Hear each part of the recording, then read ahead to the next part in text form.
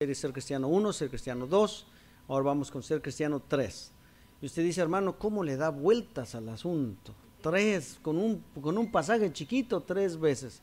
Bueno, lo que pasa es que hay 3 cosas que los evangelios mencionan acerca de este pasaje que son importantes que las pongamos claro para que entendamos por qué es importante ser cristiano y qué significa ser cristiano. Esta cosa no me deja. ¿Qué significa ser cristiano, verdad? Porque tenemos muchas interpretaciones de eso. Así que vamos a ir a la palabra. Hoy vamos a estar en Mateo 15, del 12 al 15. Yo sé que viene de Marcos y siempre empezamos con Marcos, pero hoy vamos a estar en Mateo 15, del 12 al 15. Y primero vamos a hacer un pequeño video, un pequeño corto, a ver si me sale.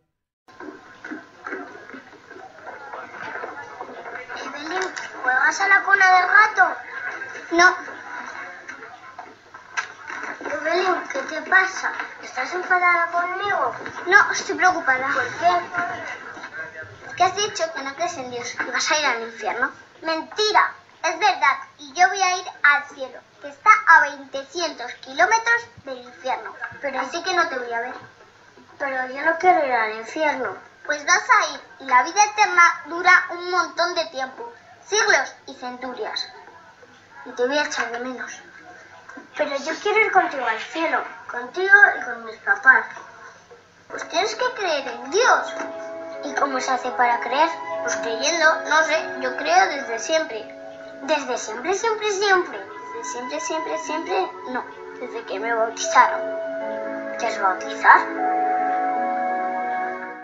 Algo que me encanta a mí son los niños y los adolescentes. Algo que me fascina son los niños, sobre todo ya cuando empiezan a hablar, cuando empiezan a hacer preguntas, me fascinan, y los adolescentes me fascinan porque es una edad muy especial en la que los niños y los adolescentes retan a uno. Los niños me encantan, los niños me fascinan porque le hacen a uno cada pregunta, lo retan a uno, ¿verdad? En la casa de uno, por mucho tiempo, en la casa de nosotros por mucho tiempo, el centro de mesa de nosotros fue la Biblia. Porque mis hijos salían con cada pregunta, y a ver papá, ¿dónde dice? Y ay, se pone uno complicado ahí la cosa con los niños, ¿no es cierto? Ellos y sus preguntas, ¿no es cierto? ¿Cómo se cree? ¿Qué es? Los niños y sus preguntas, los niños tienen cada pregunta que a mí me encantan. Ayer cuando estábamos en Follow the Star, una niñita se formó, no sé, como de 6 años, no sé. ¿Y dónde está el árbol? ¿Cuál árbol? Pues el árbol, yo nomás vine a ver el árbol. Pues ¿cuál árbol? Yo no sabía cuál árbol quería decir la niña. Le digo, ¿no quieres tomar un viaje en el tiempo de 2000 años? No, yo no quiero nada, yo nomás quiero el árbol. ¿No quieres chocolate caliente, galletas? No, yo nomás quiero ver el árbol que cambia de colores. Dije, el que se pone rojo, ese árbol quiere ver ella. No sabía qué árbol me decía. Pero los niños tienen una cosa increíble, los adolescentes también, y me gusta trabajar mucho con ellos, porque siempre lo van a retar a uno. Es una cosa de un reto que siempre lo ponen a uno a prueba, porque los jovencitos, las jovencitas creen que ya lo saben todo. Están en una edad que piensan que ya no necesitan de nadie, que ya saben de todo, que no necesitan guía de nadie, y que cuando uno le dice una cosa, uno tiene que probar su punto. Es que yo ya lo viví, es que eso no me importa, compruébame que a mí me va a pasar lo mismo. Ay. Lo retan a uno, ¿no es cierto? Ellos piensan que ya saben todo lo que hay que saber en esta vida. Lo más interesante es que cuando usted y yo le damos un consejo a un adolescente, el adolescente nunca lo va a escuchar. Pero vamos a ver adolescentes dándole consejos a otros adolescentes. Ni saben de lo que están hablando, pero le dicen, mira, yo sé cómo va la cosa. Ni lo han hecho, pero dicen, yo ya lo hice. Yo estoy experimentado en eso. Presumen de haber hecho cosas que nunca han hecho, presumen de saber cosas que nadie les ha enseñado, y presumen de que son independientes, aunque siguen dependiendo de todo el mundo, ¿verdad? El clásico muchacho de 17 años que ya está cansado de la casa, yo me voy de la casa. Bueno, pues empieza a pagar renta, empieza a pagar los biles, no, yo me quedo. Así son los muchachos. No es cosa de criticar a los muchachos, no me entienda mal. Es una edad que yo recuerdo lo que yo hacía cuando era adolescente. Oiga usted, qué cosas hacía yo. Una edad llena de confusión, una edad en la que uno no sabe si va o viene, si uno va a ser, si ya fue, si nunca va a ser. una cosa difícil. Y así como en el video las niñas estaban hablando de cosas que ellos no saben.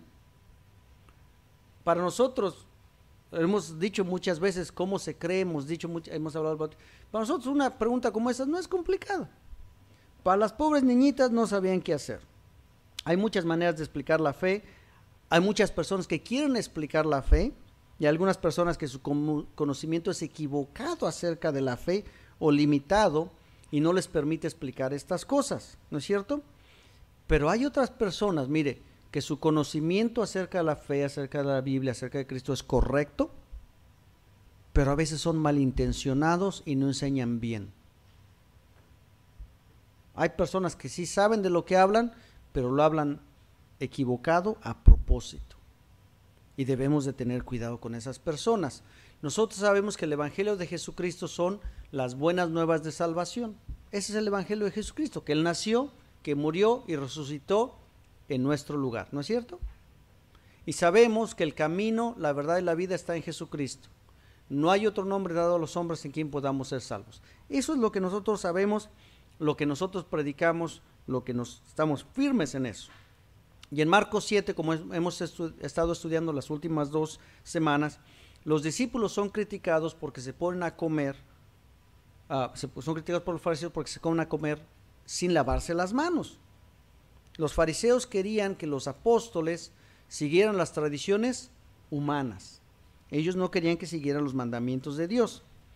Y los fariseos en aquel entonces eran personas muy poderosas. Si el fariseo decía que usted se había portado mal y que lo iban a sacar del pueblo, lo podían sacar del pueblo. Si el fariseo traía testigos y decía que usted había hecho un pecado de muerte, se lo llevaban a la esquina y lo apedreaban hasta que usted moría. Eran personas bien poderosas.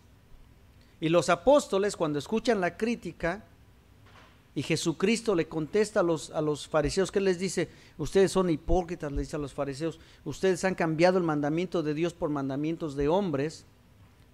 Los apóstoles se espantan porque dicen, a los fariseos no se les habla así. Y esa gente es peligrosa, ¿no es cierto? Así que mire, vamos a Mateo 15, del 12 al 15, que es donde tenemos la lectura hoy para ver la otra parte. Marcos no reporta esta sección, pero Mateo sí la reporta. Mateo 15, del 12 al 15 dice, entonces acercándose sus discípulos le dijeron a Jesús, ¿sabes que los fariseos se ofendieron cuando oyeron esta palabra? Tenían miedo los discípulos. Y entonces, pero respondiendo él dijo, toda planta que no plantó mi Padre Celestial será desarraigada. Ya está diciendo nuevamente que los fariseos no son de Cristo, no están con Cristo. Y dice el 14, dejadlos, son ciegos, guías de ciegos. Y si el ciego guiare al ciego, ambos caerán en el hoyo. Y 15, respondiendo Pedro le dijo, explícanos esta parábola. Mire, los discípulos no entendían las cosas. Pero más claro no puede ser. Un ciego no puede guiar a otro ciego. El problema es por qué Jesús le llamaba ciegos a los fariseos. Bien, los discípulos se ofendieron los fariseos. ¿Suena familiar? ¿Qué tal en estos días cuando usted va por el mall, anda ahí haciendo sus compras, que por ahí en su lista ponga mi nombre, no se le olvide? No, cuando va por el mall y pasa y se encuentra una persona y dice, Merry Christmas, Feliz Navidad, se ofende la gente. ¿No es cierto? ¿Por qué? Pero pues si es lo que celebramos el nacimiento de Cristo, ¿por qué me voy a ofender? Pero ¿qué tal cuando ellos dicen una grosería usando el nombre de Jesús? Tan normal como nada. ¿No es cierto? Lo mismo pasaba con los fariseos. Se ofendieron por lo que no se tenían que ofender y por lo que se deberían de ofender no se ofendían. Mire, así que vamos a ver 3 puntos hoy. Los ciegos ignorantes, los ciegos malintencionados y los ciegos necesitados. Vamos a hablar de 3 tipos de ciegos, porque Jesús dijo que los fariseos eran ciegos guiando a otros ciegos. ¿Qué es una persona ignorante? Otra palabra que a veces la gente se ofende con esto, es usted un ignorante. Bueno, la palabra ignorante quiere decir que usted no ha tenido acceso al conocimiento o que usted no retuvo el conocimiento. En otras palabras, simplemente que usted no tiene el conocimiento de lo que usted está hablando. Si usted nunca ha tocado un piano, si usted nunca ha leído música, y le digo que lea música y me toca el piano ahí, y no puede, y le digo es que usted es un ignorante musical, pues no lo estoy ofendiendo, simplemente usted nunca ha tenido las clases para aprender a tocar música. Es una cosa bien natural. Una persona que no conoce, que no posee el conocimiento es una persona ignorante, así de fácil. Un ciego que nunca ha caminado por una calle que no tiene acera, que no tiene banqueta, no sabe cómo hacer, porque nunca ha caminado por esa calle. Es ignorante de cómo caminar por esa calle. No sabe cómo conducirse, no posee el conocimiento. Y el pueblo de Cristo, el pueblo de Israel, tenía ese problema. Mire, vamos al libro de Oseas. Dice, ay pastor, ya se puso difícil. Después de Daniel, antes de Joel, el libro de Oseas, capítulo 4, versículo 6. Si después tiene tiempo de leer el libro de Oseas, es un libro bien interesante, de pura profecía, pero bien interesante. Oseas 4, 6 dice, mi pueblo fue destruido porque le faltó conocimiento. En otras palabras, el pueblo fue destruido porque era ignorante. Dice, por cuanto desechaste el conocimiento, yo te echaré del sacerdocio, y porque olvidaste la ley de tu Dios, también yo me olvidaré de tus hijos. ¿A quién le está hablando? A los sacerdotes. Porque los sacerdotes escogieron no enseñar el conocimiento de Dios. Los sacerdotes escogieron no pasar la ley de Jehová. Los sacerdotes escogieron pasar sus propios mandamientos. Dice Dios, ustedes van a estar en problemas. El libro de Oseas y el libro de Jeremías son muy similares, son más o menos de la misma época, antes de que se los llevaran a Babilonia, antes de que fueran presos por la culpa del pecado. ¿Cuál era el gran problema del pueblo de Israel? La idolatría. Ese era su gran problema siempre. Ellos adoraban otros dioses. ¿Por qué? Porque los líderes religiosos escogieron no enseñarles la ley de Dios. El libro de Jueces lo estamos estudiando con los varones. En el libro de Jueces encontramos una parte donde dice, y esta generación no conocía lo que había hecho Dios. Los milagros que hizo Dios para sacar al pueblo de Israel de Egipto, los milagros que hizo Dios para abrir el mar rojo, para abrir el río Jordán, para que pasaran en seco. Oiga, ¿a cuántos de ustedes le dura una ropa 40 años? A nadie. Especialmente a los niños, le compra una ropa a los niños y a los 3 meses ya no le queda. ¿No es cierto? No, por ahí no le compre lo más caro porque se le va a quedar. Pero, imagínese caminar 40 años por el desierto y que sus zapatos crecieron con usted, que la ropa nunca se le echó a perder, que nunca le faltó alimento, aunque usted nunca cosechó nada, nunca trabajó, nunca hizo nada. ¿Qué milagros hizo Dios? Y esta generación no conocía a Dios. ¿Por qué? Porque no les enseñaron desde el templo, porque no les enseñaron los líderes religiosos. Y es triste ver cuando las personas que no tienen conocimiento engañan a las personas que tienen deseos de conocer a Dios. Y a lo mejor usted conoce a alguien a quien usted le ha estado hablando del evangelio, y esa persona le dice, no, es que en mi iglesia me enseñan esto, no es que en mi iglesia me enseñan aquello, no es que en mi iglesia, y uno sabe que están equivocados, y uno sabe que tienen ganas de aprender, ¿verdad? Pero entonces, ¿qué pasa? Los que tienen el conocimiento los están engañando, o no tienen el conocimiento y nada más les enseñan lo que pueden enseñarles. Todos tenemos deseos de aprender de Dios. Mire lo que dice en Eclesiastés 3, versículo 11, dice, todo lo hizo hermoso en su tiempo y ha puesto eternidad en el corazón de ellos, sin que alcance el hombre a entender la obra que ha hecho Dios desde el principio hasta el fin. ¿Qué pasa ahí? Todo lo hizo perfecto y a nosotros nos dio ese conocimiento en nuestro corazón de que hay algo más allá de esta vida. Todos tenemos ese hueco, todos tenemos ese deseo de conocer a Cristo. Todos nosotros en nuestros países, todos tenemos culturas antiguas donde adoraban otros dioses. Que el Dios de la tierra, que el Dios de la luna, que el Dios de usted, póngale el Dios que usted quiera. ¿Por qué? Porque todos tenemos ese deseo de encontrar ese Dios eterno. ¿Qué pasa cuando la gente viene y nos engaña? La gente tiene sed de escuchar a Dios y corren a escuchar lo que le están diciendo. Mira el versículo 14 ahí mismo, dice, he entendido que todo lo que Dios hace será perpetuo. Sobre aquello no se añadirá, ni de ellos se disminuirá, y lo hace Dios para que delante de Él teman los hombres. Todo lo que ha hecho Dios es para que nosotros conozcamos a Dios. Todo lo que ha hecho Dios es para que nos demos cuenta que hay un Dios. Romanos nos dice que no hay excusa, porque de lo que no se ve de Dios, lo vemos en la creación. Todo lo que hemos hecho es para que nosotros obtengamos el temor de Dios. Todos tenemos algo adentro de nosotros que nos lleva a buscar a Dios, y cuando alguien nos habla de este Dios, nos sentimos bien, nos sentimos atraídos, nos sentimos, wow, eso suena bonito. Pero ¿qué tal cuando nos engañan? ¿Qué tal cuando nos dicen lo que nos gusta oír? Dios lo hizo a usted para que sea exitoso. Ay, qué bonito se oye, pastor, sígale. Dios te hizo para que tengas prosperidad. Dios te hizo para que disfrutes esta vida en esta tierra, disfrútala. Suena bien y lo creemos, ¿verdad? Nada más, ¿por qué? Porque si nos dicen que somos pecadores, nos ofendemos. Si nos hablan lo que nos gusta oír, nos gusta. Los sacerdotes del tiempo de Jesús eran unos ciegos que guiaban a otros ciegos, pero la pregunta es, ¿qué clase de ciegos eran estos? ¿Eran ciegos ignorantes que desconocían la palabra de Dios? Yo creo que no. Yo creo que eran unos ciegos malintencionados, unos ciegos que adrede querían enseñar lo que no se debía de enseñar. Tenían malas intenciones. Por eso Jesús les llamó hipócritas, porque por fuera eran una cosa, por dentro eran otra cosa. ¿A quién se le llama hipócritas por primera vez? A los actores de teatro, porque cuando estaban arriba del escenario pretendían ser una cosa, un actor, y ya cuando bajaban eran la persona que eran. Así que Jesucristo les llama hipócritas. Los fariseos eran una cosa en la calle y en el templo, y otra cosa en la casa.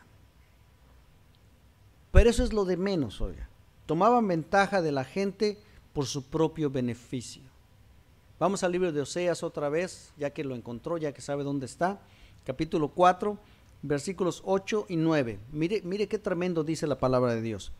Del pecado de mi pueblo comen, y en su maldad levantan su alma.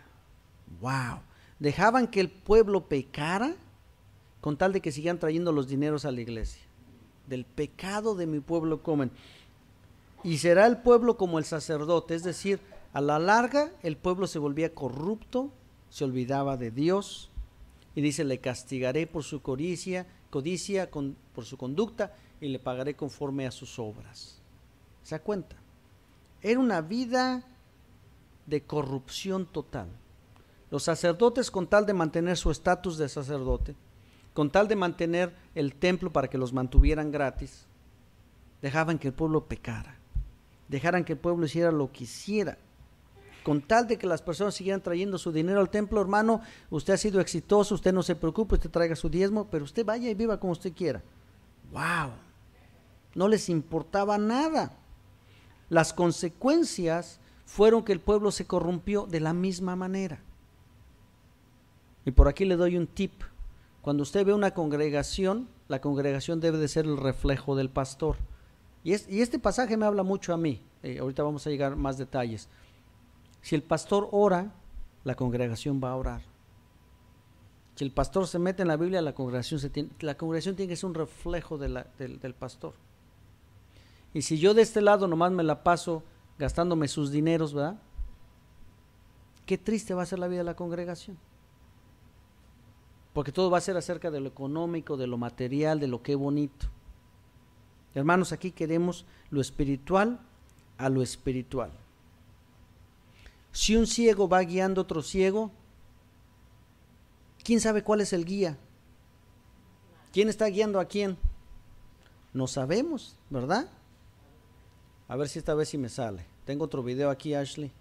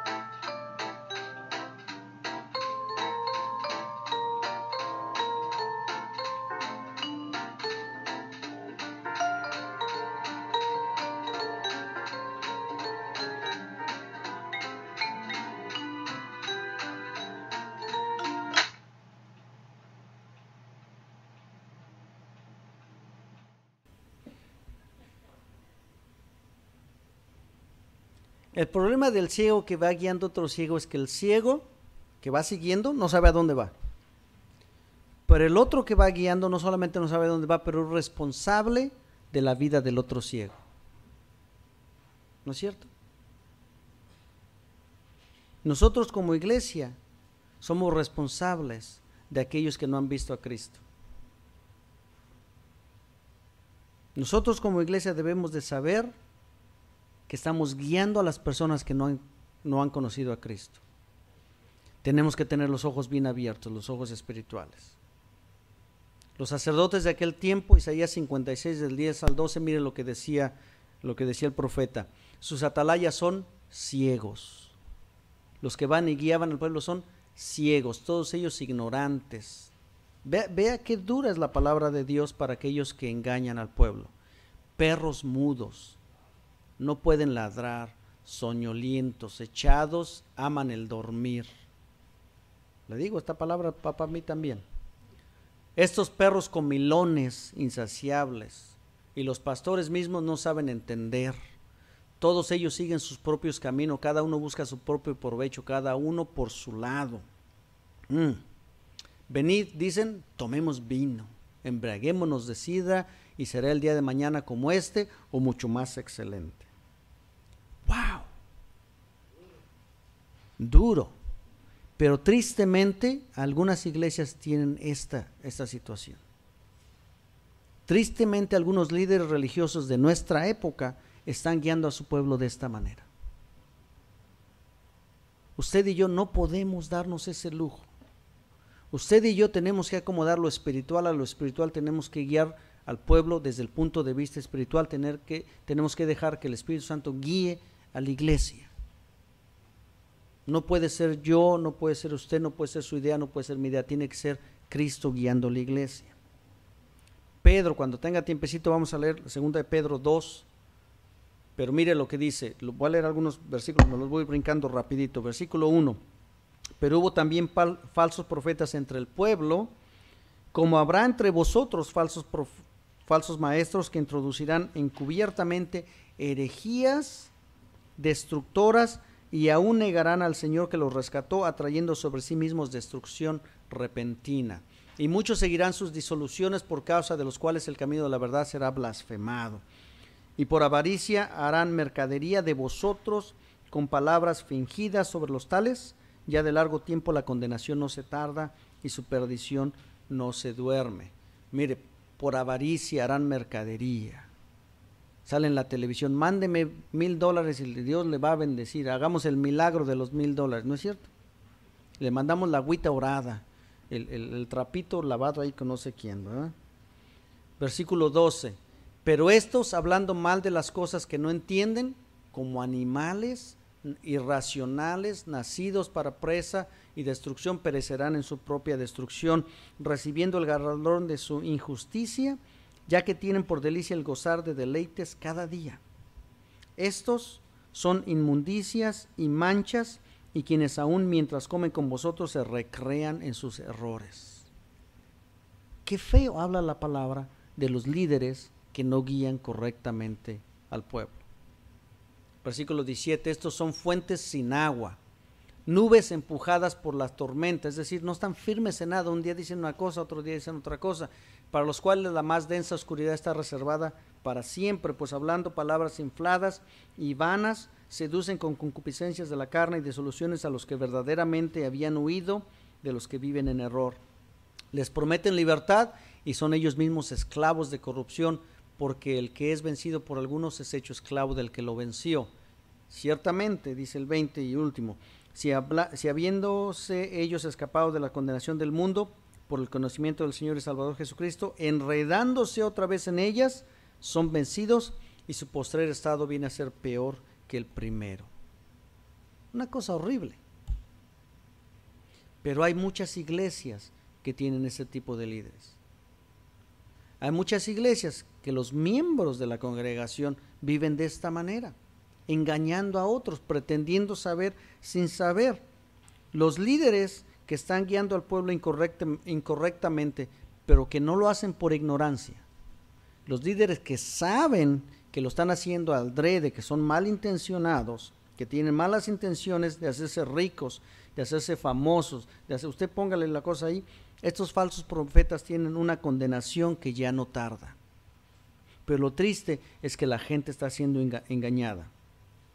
Esa gente nunca va a poder ser salva, o si es salva va a ser por la misericordia de Dios, pero van a ser engañados. Usted y yo como iglesia, si sabemos el bien, si sabemos la doctrina, no podemos engañar a la gente. Tenemos que ser bien claros. Si hay pecado, digámoslo, hay pecado. No podemos engañar a las personas pretendiendo tapar el sol con un dedo, de que pues ya somos salvos, pues ya, no te preocupes. Tenemos que enseñar las cosas como son. ¿Por qué? Porque hay muchos ciegos necesitados de guías espirituales. Ahí es donde usted y yo entramos, porque hay muchos, y yo solito no me doy abasto. La verdad, todos los ciegos necesitan ayuda, todos. No hay uno solo que no necesite ayuda, y nosotros como cristianos estamos llamados a llevar el evangelio a las personas que aún no conocen a Dios, que sus ojos espirituales están cegados, están ciegos. Mire, 2 Corintios 4, del 1 al 4, dice: por lo cual, teniendo nosotros este ministerio según la misericordia que hemos recibido, no desmayamos, antes bien renunciamos a lo oculto y vergonzoso, no andando con astucia, ni adulterando la palabra de Dios, sino por la manifestación de la verdad, recomendándoos a toda conciencia humana delante de Dios.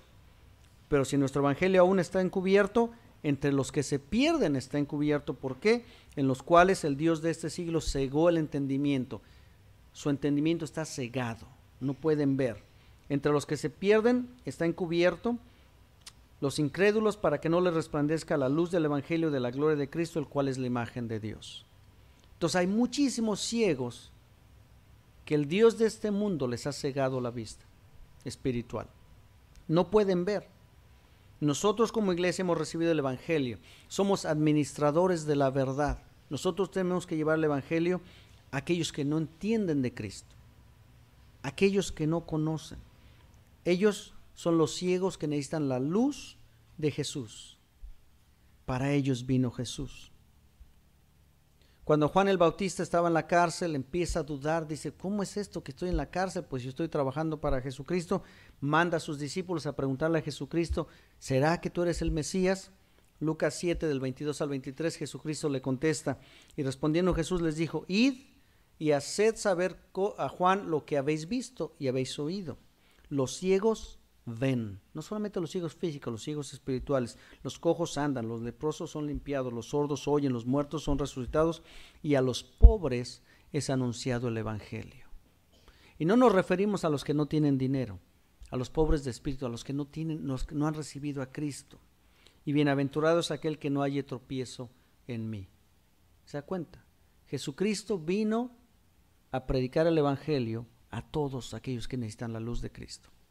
Y dice: bienaventurado el que no cuestione lo que le estamos preguntando. ¿Por qué? Porque le estamos enseñando la verdad. Cuando creemos en Jesucristo, dice: todo aquel que le ha creído en Él, que le ha recibido, tiene derecho a ser hijos de Dios. Pero todo aquel que no ha creído ya ha sido condenado, porque no ha creído en el Hijo de Dios. Bienaventurado el que no haya tropiezo en mí. Jesucristo no solamente le dio la vista a los ciegos físicamente, le dio la vista a los ciegos espirituales. Y a nosotros, mi hermano, que ya hemos sido salvos, que ya hemos visto la luz de Jesús, que ya conocemos a Cristo, nos dio un mandamiento bien específico. Mateo 5:14, la primera parte, que dice: vosotros sois la luz del mundo. ¿Para qué se prende una luz? Para que se vea. La estrella de Belén, ¿para qué estuvo ahí? Para guiar, para que llegaran a Jesucristo. ¿No es cierto? ¿Para qué hemos sido puestos usted y yo? Para guiar a los ciegos espirituales.